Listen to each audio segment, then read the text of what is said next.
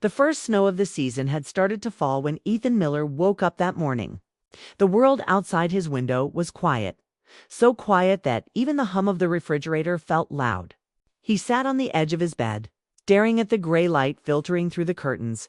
It had been 3 years since his divorce, 2 years since his father passed away, and 1 long year since he'd last allowed himself to hope that life could surprise him again. Ethan wasn't bitter, just tired. Tired of pretending he was fine, tired of smiling at neighbors who asked how he was holding up, tired of waiting for anything to remind him that life could still be beautiful. He lived alone in a small house on the edge of Maplewood, a quiet town tucked between rolling hills and lakes that froze solid in winter.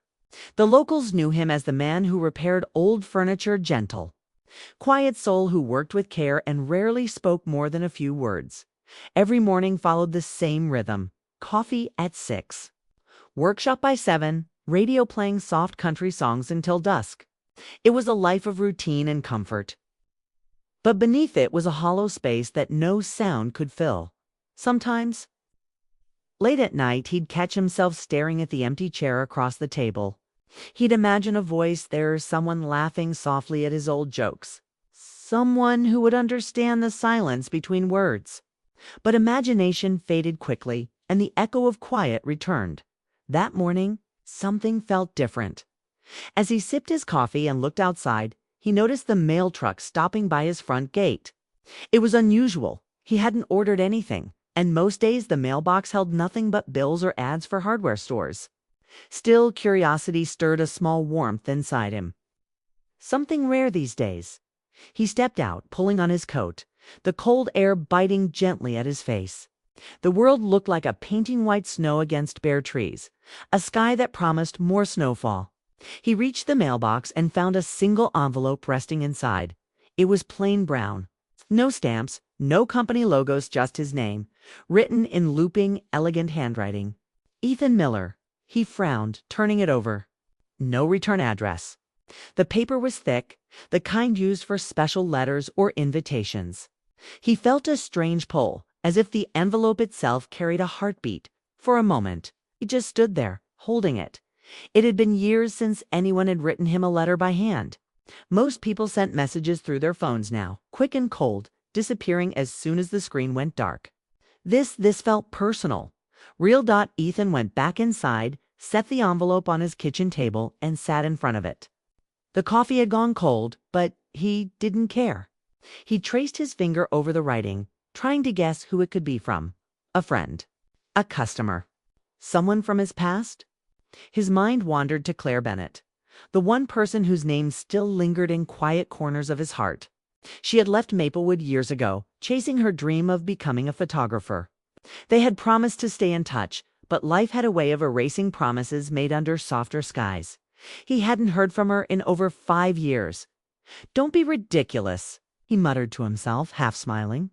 There was no reason it would be her. But still, that handwriting, it looked familiar. He hesitated a little longer, then slowly tore open the seal. Inside was a folded piece of cream-colored paper.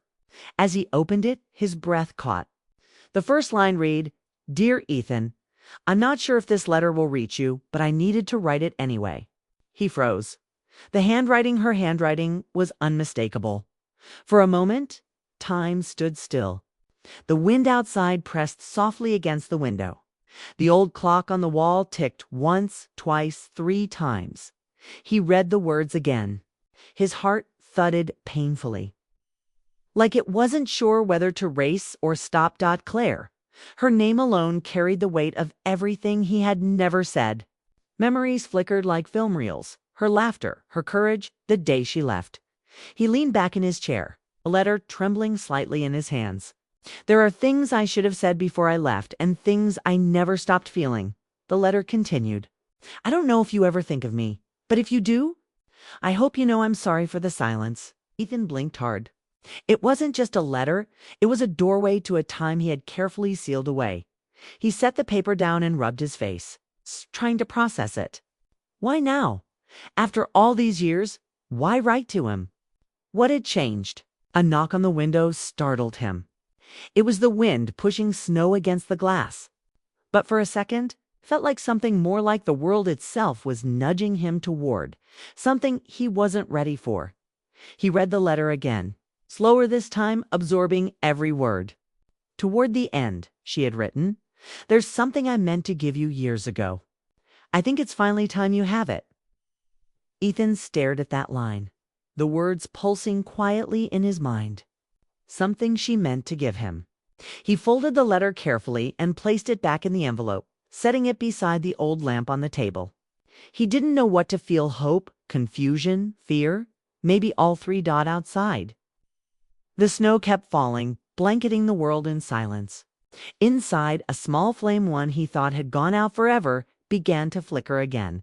And though he didn't know it yet, this simple letter was only the beginning.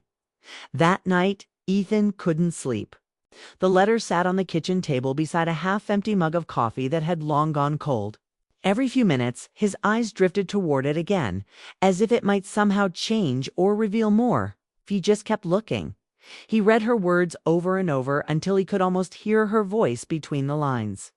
Claire always had a way of writing like she was speaking, gentle, thoughtful, and honest, like every word came straight from her heart. It was strange how easily old memories slip through the cracks of time. One moment, Ethan was sitting alone in his kitchen. The next, he was 24 again, standing beside Claire on the old bridge near Maplewood Creek. The air back then had been warm, filled with the smell of pine trees and summer rain. The town's annual festival was happening that night, and the distant sound of fireworks echoed across the water. Claire had been laughing. She always laughed freely, the kind of laugh that made people nearby turn just to see who it belonged to. He remembered how she leaned against the railing, her camera hanging around her neck. Someday, she'd said, "I want to take pictures all over the world. Mountains, cities, people I've never met." Ethan smiled faintly at the memory. "And where do I fit in that picture?" he'd asked, half teasing. She'd looked at him, her expression softening. "You'll be in the ones I don't take," she'd said. "The ones I keep here." She tapped her chest, just over her heart. That moment had stayed with him for years. They had met during college, when Claire had come into his grandfather's repair shop looking for help fixing an old camera her father had given her. The lens was cracked, and Ethan had spent 3 hours trying to piece it back together while she told him stories about her photography projects. When she finally took the camera back, it worked barely, but she'd grinned like it was the most beautiful thing in the world. "Guess you fix more than furniture," she'd said. "You fix memories." From that day on, she had found reasons to stop by. Sometimes it was a broken frame, other times a chair leg that somehow came loose. Eventually, she stopped bringing things that needed fixing and just brought herself. They weren't in a rush. Their connection wasn't built on grand gestures, just quiet moments sharing coffee. Long walks, conversations that stretched late into the night. Ethan never said much, but Claire never seemed to mind. She liked the way he listened, but dreams have a way of growing in opposite directions. Claire wanted to see the world. Ethan wanted roots. He liked the slow rhythm of the town, the smell of sawdust in his workshop, the way sunlight hit the same window every morning. She needed motion, something new, something more. When she got the photography offer in Seattle, he had tried to be happy for her. He really had. But the day she left, standing on the platform with her suitcase beside her, he felt like the world was splitting in two. "All right," she'd said. He had smiled, even though his chest ached. "Then I'll wait." But time is a quiet thief. Weeks became months, and eventually, letters stopped coming. Life continued, but something in him dimmed. He threw himself into his work, into fixing things that were broken wood, metal, glass, but never the one thing that mattered most. And now, years later, here he was, staring at the letter she had finally sent. He leaned back in his chair and looked out the window. Snow still fell softly outside, the kind that muffled the world in peace. Somewhere in that silence, he felt her presence again, faint, but real. Her words echoed in his mind. "There's something I meant to give you years ago. I think it's finally time you have it." Ethan wondered what she meant. What could she possibly still have to give him after all this time? A memory? A confession? Closure? He turned on the small lamp by the window and let the warm light spill across the table. His house, usually cold and still, suddenly felt alive, again like her letter had brought something with it. On the corner of the letter, she had drawn a tiny camera doodle just like she used to in college when she wrote him notes. It made him smile. He thought about the photographs she might have taken, the people, the places, the sunsets she once dreamed of capturing. Had she found what she was looking for? Was she happy? For the first time in years, he realized how much he wanted to know, because he needed her back. But because a part of him still wanted her to be okay. He stood and walked to the small bookshelf B. The late afternoon sun cast long shadows across Ethan's small living room, illuminating the wooden floor and the familiar clutter of his workshop tools, books, and photographs. The letter from Claire and the keychain lay on the table. Reminders that the past was no longer distant had returned. Quietly, insistently, demanding attention. The phone rang again. Ethan froze, glancing at the screen. Claire, his heart skipped a beat. He answered immediately. "Hello." "Ethan," she said softly, her voice carrying a nervous weight. "Can we meet?" He hesitated for just a second, then nodded even though she couldn't see him. "Where?" "Maplewood Lake," she said. "The dock. The one we used to go to?" Ethan's chest tightened. The memories of long afternoons spent there, the conversations, the quiet laughter, the shared silences flooded back. "I'll be there," he said, simply. By the time he arrived, the sky was a soft blend of pink and lavender. The lake reflected it perfectly, calm and still, like it had been holding its breath all these years. Claire stood at the edge of the dock, bundled in a warm coat, hands tucked into her pockets. She looked smaller somehow, yet the presence she carried made the air feel charged. "Ethan," she said, voice trembling slightly. He stepped closer, unsure if he should break the distance. "Claire." They stood in silence for a moment, two figures caught between years of memory and the reality of now. Neither spoke first, as if acknowledging the weight of the past required a pause. Finally, Claire exhaled, a shaky sound. "I should have written sooner. I should have explained why I left. Why I didn't stay in touch." Ethan nodded. "I wondered. I imagined every reason possible, but I never knew." She glanced down at her hands. "I thought I was doing the right thing. I thought leaving would spare us both disappointment. I wanted to chase my dream, but I couldn't let you see the parts of me I was unsure about. The times I felt lost or scared. I thought you deserved better than someone like that." Ethan felt a lump in his throat. He had always known Claire to be brave, bold, and determined. And yet, hearing her admit fear, doubt, and vulnerability now made her feel even closer, more human than ever. "You ever think I would have been disappointed?" he asked quietly. "That I would have judged you?" She shook her head. "No. I think I was judging myself more than anyone else." For a moment, the silence stretched again, filled only by the gentle lapping of the lake against the dock. Ethan finally spoke, voice low but steady. "Claire, you never needed to explain. I've thought about you every day, even when I pretended I didn't." She looked up, eyes wide, almost searching his face for a sign of doubt. "Every day." He nodded. "Yes, every single day.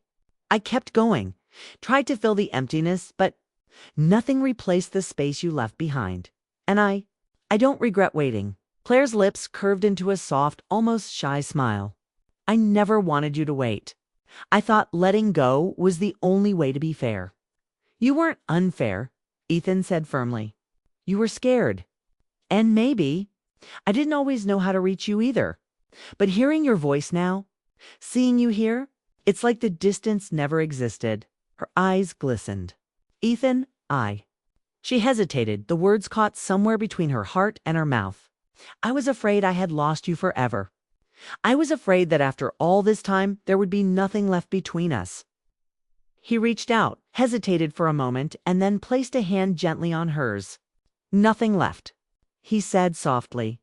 "Claire, you've never left. Not really.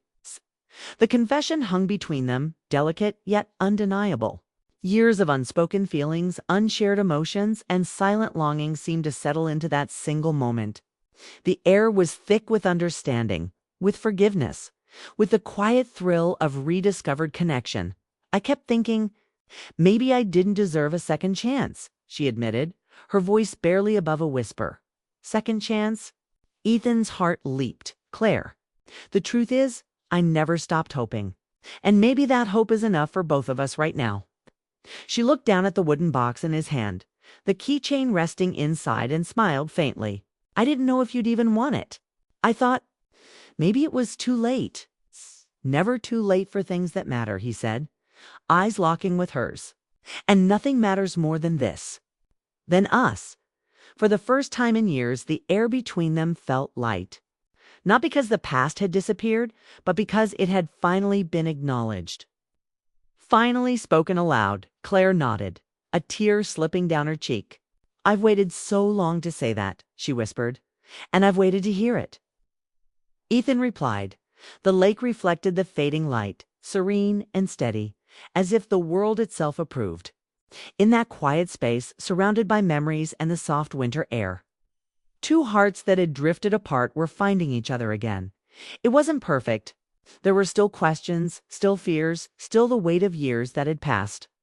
But the unspoken truth, the truth that had been held quietly in letters, in memories and in small gestures, was finally out. They stood there together, hands lightly touching the keychain between them, a symbol of everything that had endured. And in that moment, they both knew something simple, profound. An undeniable love had never left. It had only waited. His sun had fully set over Maplewood Lake, leaving behind a sky painted in soft shades of lavender and gold. The world was quiet, almost reverent, as though it too was holding its breath for what was about to happen. Ethan and Claire stood side by side on the dock, the wooden planks creaking faintly beneath their feet. The winter air was crisp, but the weight of the past had finally lifted, leaving only warmth between them. Ethan looked down at the small wooden box resting between them. The keychain glimmered faintly under the fading light. Simple yet profound, a reminder of the years they had spent apart, and of the bond that had endured regardless. Do you remember the first time I gave this to you? Ethan asked softly. Claire smiled, a quiet, nostalgic smile. Of course. You made me promise to keep it safe. You said it was a piece of home I could carry anywhere. He nodded, his eyes tracing the lines of her face. And I thought, no matter where life took us, it might remind us of what we had, of what mattered. Her gaze fell to the keychain. I kept it with me, Ethan, every move, every city, every time I felt uncertain. I had it. It reminded me that even if I couldn't be there, some part of you was always with me. Ethan felt a lump in his throat. Years of silence, of longing, of unspoken words seemed to pour out in that moment. And I never stopped thinking about you, Claire. I never stopped hoping that someday, maybe, we could find each other again. She looked up at him, eyes glistening. I was scared that too much time had passed, that we'd grown too far apart. But now I realize that it doesn't matter. What matters is that we're here. Now, the lake reflected their images back at them, gentle and still. Like the world itself bore witness to the quiet miracle of reconnection. Ethan took a deep breath and reached for her hand. For the first time in years, their fingers intertwined naturally, as if no time had passed at all. You know, he said, voice low, I used to think that love was about holding on, but I've learned. It's about waiting and remembering and knowing that some things, some people are meant to find their way back. Claire squeezed his hand, leaning slightly closer. And some gifts, she said softly, aren't just things. They're reminders of moments, of feelings, of what never truly leaves us. Ethan glanced down at the keychain again. This was your gift to me, wasn't it? Claire nodded. It was. I didn't just want to remind you of the past. I wanted to show you that even after everything, the part of me that cared never went away. For a long moment, they stood there in silence, letting the quiet of the lake fill the space between them. There were no grand declarations, no dramatic confessions, just the steady, unspoken understanding that they had returned to the place they belonged. "I think," Ethan said finally, "that we've both learned something important. That life doesn't always follow the path we expect. That sometimes the best things come back to us when we least expect them." Claire smiled, her eyes reflecting the last glimmers of sunlight. "I think you're right. And I think it's a gift, too. A second chance." He nodded. "A second chance." The wind stirred gently, brushing past them, carrying with it the scent of pine and winter air. It felt like a quiet blessing, a soft reminder that even in the coldest seasons, warmth could return. Claire tilted her head, a faint laugh escaping her. "Do you think we'll ever stop being nervous around each other?" Ethan chuckled, the sound light and free. "Maybe not. But maybe that's okay. It reminds us that this is real, that we care, that we've waited long enough to know it's worth it." They let the laughter fade into silence again, a comfortable, shared silence. And then, slowly, deliberately, they turned to look out over the lake. The reflection of the winter sky shimmered on the water, peaceful, eternal. In that quiet, Ethan realized something. Life was full of small, unexpected gifts. The letters we write, the keepsakes we hold, the people who leave an imprint on our hearts. And some gifts are worth waiting for, worth treasuring, worth returning to. He looked down at Claire, the woman who had once walked away to chase her dreams and now stood by his side.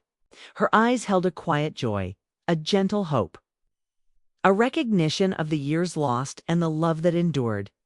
And in that moment, Ethan knew they were no longer two people separated by distance or time. They were together again, carrying the past not as a burden, but as a testament to what The next morning began quietly, just like every other day in Ethan's life. But something about the air felt different. The snow outside had stopped, leaving the world wrapped in a soft silver calm. The sun peeked faintly through the clouds, touching the frosted trees with light. Inside, Ethan sat at his kitchen table, hands wrapped around a steaming mug of coffee he wasn't drinking. The letter from Claire still rested beside him, as if afraid to be moved. He reread the final line again. "Look for the second package." It was strange, half a message, half a promise. What could she mean by that? And why now, after all these years of silence? As he wondered, a sound broke through the stillness, a faint thud at his doorstep. He froze. For a moment, his heart raced faster than reason could follow. Slowly he stood, walked to the door, and opened it. There it was, a small brown box, neatly wrapped in plain paper, just like the letter. No delivery truck. No footprints in the snow except his own. Just the box. Ethan hesitated before picking it up. It was light to be anything ordinary. He brought it inside, brushed off the snow, and set it on the table. The handwriting on the top made his chest tighten. For Ethan. It was Claire's handwriting again. His fingers trembled slightly as he peeled away the paper. Inside the box was a smaller wooden container, carefully polished, with a message engraved on the lid: "For the days we forgot to say goodbye." He traced the words with his thumb. The grain of the wood cooled beneath his skin. For a long moment, he just stared at it. Part of him wanted to open it immediately. Another part wanted to hold on to the mystery for a few more seconds, like stretching out the feeling of seeing her name again. Finally, he lifted the lid. Inside was a simple silver keychain. Old, worn, but familiar. Ethan felt his throat tighten. He knew this keychain. It was the one he had given Claire years ago, back when they were still inseparable. It had a tiny engraving of the Maplewood Lake on one side. And on the back, 2 words he had carved himself. "Come back." He had made it for her before she left for Seattle. A quiet reminder that she'd always have a piece of home with her. He thought she had lost it long ago. Now it was here again, resting in his palm like a piece of the past brought back to life. Beneath the keychain was another folded note. "I kept this with me through every move, every city, every hard day. I don't know why I couldn't let it go, even when I thought I'd forgotten. Maybe because I never really did." Ethan set the note down and took a deep breath. The air in the room felt heavy and warm at once, like emotion had taken form. He leaned back, staring at the keychain in his hand. Memories flooded in her laughter, their long drives by the lake. The night she told him she was leaving and promised to write. All of it had felt so far away, but now it was as vivid as if it had happened yesterday. He turned the keychain over, and that single phrase, "come back," seemed to whisper through the quiet house. But before he could lose himself in thought, his phone buzzed. He frowned. Unknown number. For a moment, he considered ignoring it. Then something a feeling he couldn't name made him answer. "Hello," he said softly. There was a pause. Then a familiar voice, lightly older but unmistakable. "Ethan." He froze. The sound of her voice made the world stop. "Claire," he whispered. A quiet laugh came through the line, gentle and nervous. "I wasn't sure you'd still have the same number." Ethan couldn't speak for a moment. He swallowed hard, trying to steady his breath. "It's still me," he finally managed. "Still here?" Another pause. Then she said, "I guess the package arrived." He looked at the wooden box, his chest tightening again. "It did. I wasn't expecting it. I almost didn't send it," she admitted. "But I thought you deserved to have it back. You gave it to me when you believed in us more than I did." He closed his eyes. "I never stopped believing, Claire. I just stopped expecting anything." The silence that followed wasn't empty. It was full of years of memories of everything left unsaid. Claire sighed softly on the other end. "I don't know if you'll ever forgive me for disappearing the way I did." "There's nothing to forgive," Ethan said. "You were chasing your dream. I just stayed behind in mine." A faint sound came through the phone, maybe her smile. "You always had a way of saying things that made sense." He laughed quietly, more from relief than amusement. "I don't know about that. Half the time I don't even understand myself." They both laughed then, and for a fleeting moment it felt like nothing had changed, like time had folded in on itself, and the years apart were just a blink. "Claire," he said softly, "why now? After all this time?" Her voice wavered. "Because I was tired of running from the parts of my life that mattered. And because there's something else I need to tell you. But not over the phone." Ethan's pulse quickened. "What do you mean?" "I sent you one more thing," she said. "It should reach you soon." Before he could respond, the line crackled and then went dead. Ethan sat there, staring at his phone, the faint echo of her voice still ringing in his ears. Outside, the snow had begun to fall again, soft and soundless. He looked down at the keychain in his hand, then at the box, then back to the window. Somewhere out there in the quiet world, Claire Bennett still existed, not as a memory, but as a heartbeat that had somehow found its way back to his dot, and though he didn't understand it yet, fate had just reopened a door that neither of them had truly closed. Ethan spent the rest of the morning staring at the keychain on his kitchen table, turning it over in his hands like it held answers he hadn't yet dared to ask. The house was silent, save for the faint ticking of the old clock on the wall. And for the first time in years, he felt the weight of absence, the kind that didn't hurt immediately, but lingered in quiet corners. He thought about Claire constantly, about her laugh that seemed to make sunlight feel warmer, about her quiet encouragement when he doubted himself, about the way she used to tilt her head when she was thinking, the way he had memorized every subtle movement without ever realizing it. And now, after all these years, she had found a way to reach him. Ethan carefully folded the note she had included with the keychain and placed it in his pocket. He couldn't read it again yet. It needed to wait. Something about anticipation made the memory of her handwriting feel like a fragile thread connecting them across time. He thought about the days they had spent together, and what he had never said. "I wish I had told you more," he murmured to himself. "I wish I had said how much but the words had always been too heavy to voice." In college, in their late-night walks, in quiet conversations over cups of coffee, he had held them back. Not because he didn't feel them, but because he was afraid. Afraid of losing her, afraid of change, afraid that saying the words aloud might break the fragile, perfect closeness they shared. And Claire, for her part, had always carried her own secret weight. Ethan hadn't known it then, but he realized now that her decision to leave wasn't simply about chasing dreams. It was about protecting him from the part of her life she thought he couldn't share, the moments of doubt, the uncertainty, the fear that she might fail and bring disappointment back home. Years later, the distance between them hadn't erased the truth of what they had felt. It had only made it quieter, buried beneath routine and circumstance, waiting for the right moment to surface. That moment, it seemed, had arrived. Ethan set the keychain down and walked to the window. Snowflakes drifted lazily, each one unique, impossible to capture, but beautiful all the same. He thought about the way life sometimes worked, how small, quiet gestures could carry more weight than the grandest declarations. A letter, a keychain, a call, enough to remind people that they still mattered to each other. He remembered the last night he had spent with her in Maplewood. They had walked along the lake, quiet except for the soft lapping of water against the shore. Neither had wanted to speak of the future. They didn't have to. Their hands brushed, and that touch said more than words ever could. But words were still important. And now, for the first time in years, they were beginning to flow again slowly, hesitantly, across distance and silence. Ethan didn't know what had motivated Claire to send the packages now after so long. He didn't know if she had realized how much they would affect him more if she had simply acted on impulse, letting the years of unspoken feelings guide her.